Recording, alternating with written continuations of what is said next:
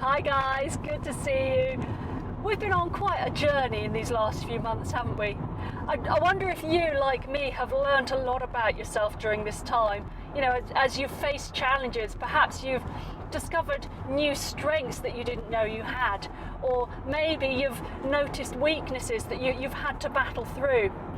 I know I've learned a lot about myself from doing these videos of sermons because I get to see myself and all my irritating mannerisms.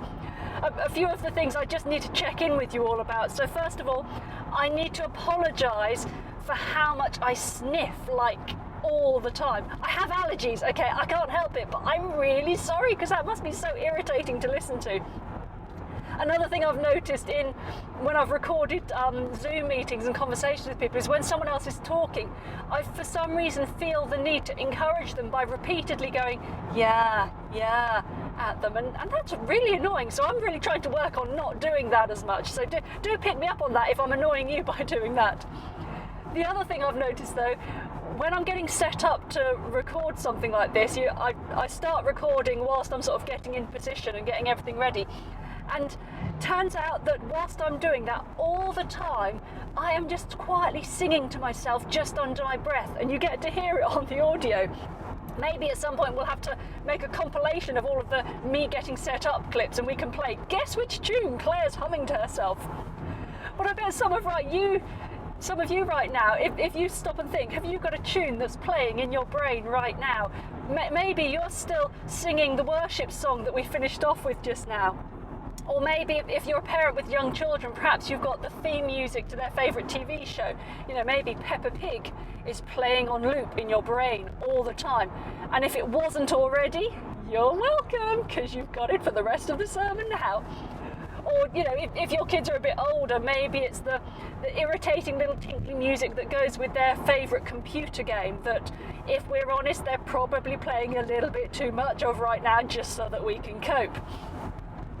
Music does get stuck on our minds, but music does more than that. Music provokes an emotional response in us. It can motivate us. It can direct where we're headed. I know I find if I'm having to do the housework, I really lack motivation with housework, and so I find I manage a lot better if I put some lively worship music on, and that just gets me going and helps me to get started with my housework. So this series is titled What's on Your Journey Through Lockdown playlist. And what we're wanting to think about is, as we go on this journey through lockdown, as the various rules and boundaries are changed, what are the songs that are playing on loop in our brains that are keeping us motivated, that are helping us to focus on the right things during this time? And what we want to try and draw our playlist from is the Psalms of Ascent. They're Psalms 120 to 134. And these psalms are traditionally associated with a pilgrimage journey to Jerusalem to worship God in the temple. And so what we're saying is, let's look at this journey through lockdown as a pilgrimage journey, rather than our focus being on trying to get back to normal or whatever normal might look like. Let's look on this as a journey to try and get closer to God, where our destination at the end of this journey will be a place that is closer to God than we've ever been before. And we're going to do that with the Psalms of Ascent. Now, the worship team have sought out a number of worship songs that sort of reflect the themes we're going to be looking at in each of these psalms, and we're going to send that out to you on email, the list of songs, so that you can be playing those songs at home to help keep you focused on drawing closer to God, on growing in Him. But let's begin our journey right now. So the Psalms of Ascent start with Psalm 120, which has a theme of it expressing distress. Often the place where we begin, what motivates us to start a journey, is a place of distress. But we're going to jump in at Psalm 121. So let's hear that now.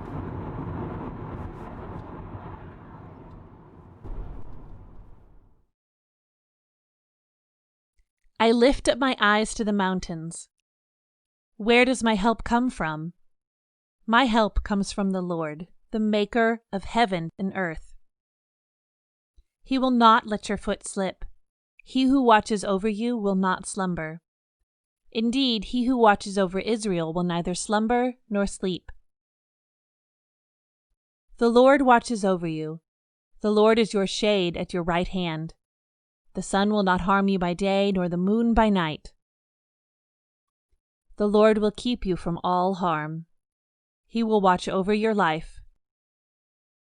The Lord will watch over your coming and going, both now and forevermore.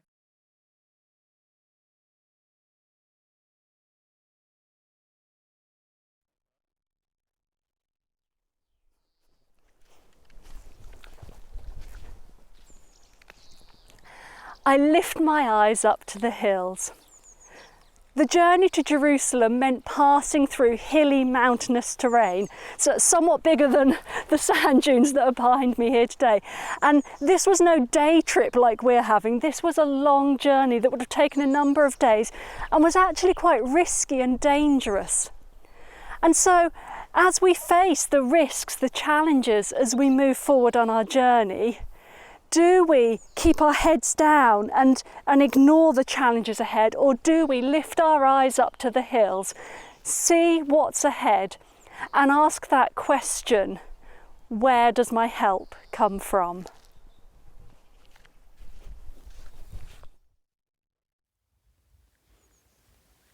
What I love about the way this bit is phrased, where does my help come from?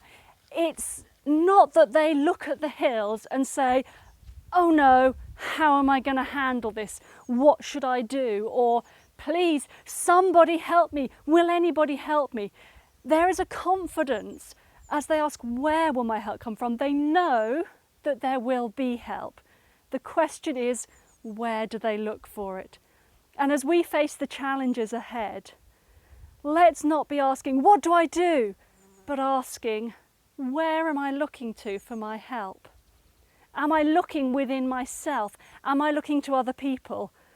Or am I looking to the Lord, the maker of heaven and earth? You know, if he made heaven and earth, then he can handle the mountains that we face on our journey.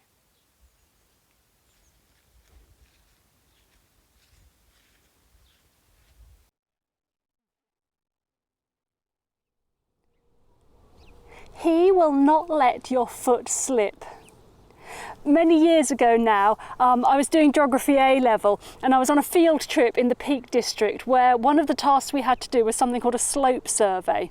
And the idea of a slope survey is that you find a scree slope and then you take a sample of the stones from the bottom and measure them, and a sample from halfway up and a sample from up the top to sort of get an idea of the distribution of the size of stones over this slope.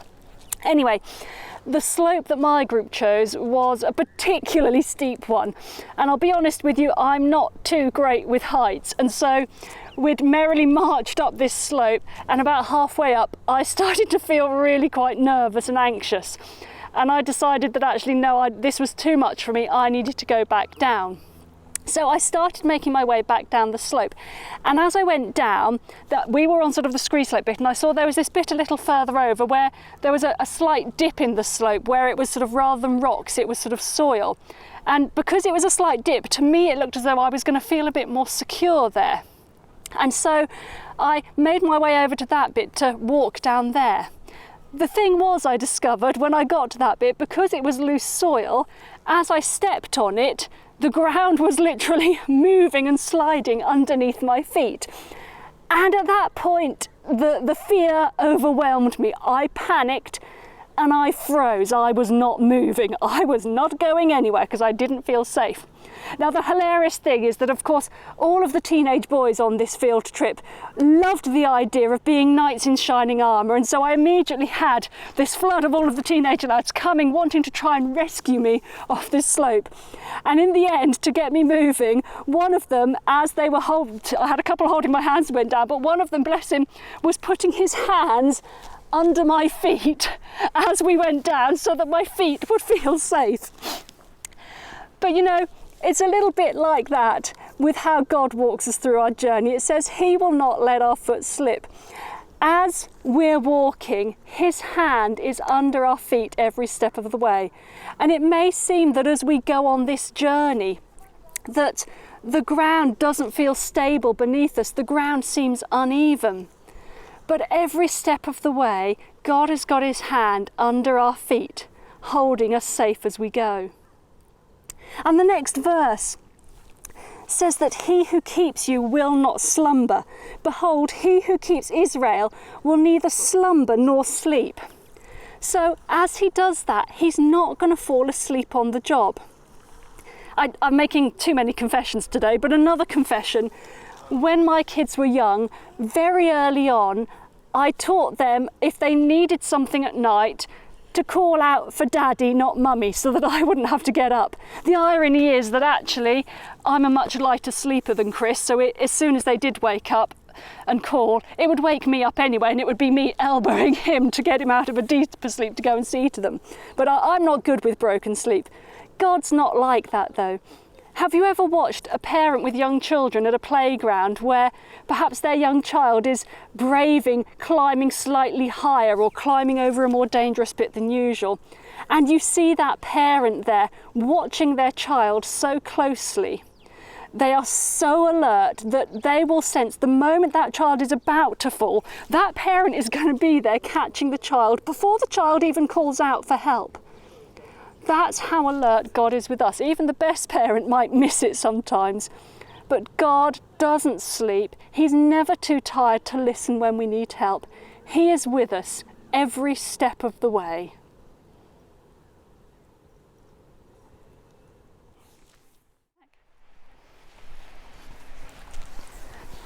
Come on. The Lord is your keeper, your shade at your right hand. Alfie and I have come to seek out some shade at the beach here today because it's getting quite hot. But you know, God being our shade at our right hand is significant. Apologies to all the left-handed people out there. They weren't so politically correct back in Bible times. But basically the right hand, when a father was passing on his blessing, his inheritance to his son, he would use his right hand to reach out and do that. It was a symbolic act of, this is my first blessing. The younger son would get the second blessing of the left hand. The right hand was the hand of power and authority. It was the hand that would carry a weapon in battle. So God's shelter, that shade, is at our right hand. It is an active and powerful shade. He is sheltering us actively and powerfully. We haven't got to go and seek it out. He is actively there at our right hand, providing it as we go along.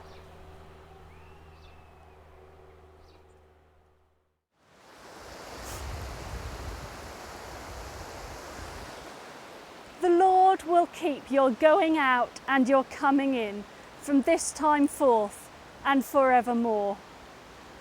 You know, one of the things that stresses me as the lockdown rules are being eased is that as we gain these new freedoms, what if they find they've released those boundaries too far and we have to be brought back in again? What if, having found that freedom, it's then taken away again? How will we cope with taking those steps back?